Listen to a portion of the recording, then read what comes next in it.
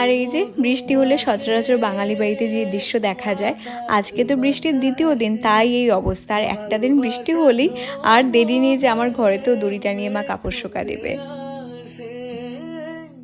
তারপর আমি ভাবলাম যে ছাদে গিয়ে একটু চারিপাশের পরিবেশটা দেখা যাক, কারণ বৃষ্টি হলে আমাদের বাড়ির চারিপাশের পরিবেশটা দেখতে অনেক সুন্দর লাগে।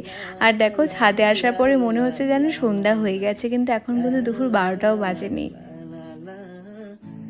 আর এই যে আমার ভিডিওতে দেখতে পাও তোমাদের সবার সব থেকে পছন্দের ভিউ।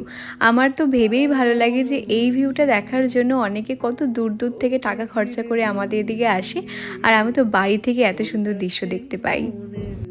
আমার মেজো কাকু আর মেজো কাকি অনেক যত্ন এবং ভালোবাসা দিয়ে গাছগুলো ছাদে লাগিয়েছে। প্রখর গরমে তো এই গাছগুলো একটু মজিয়ে গেছিলো, কিন্তু এই বৃষ্টির পরে জল পেয়ে গাছগুলো যেন আবার প্রাণ ফিরে পেয়েছে। এখানে অনেক ফুল গাছ আছে, কোনোটাতেই ফুল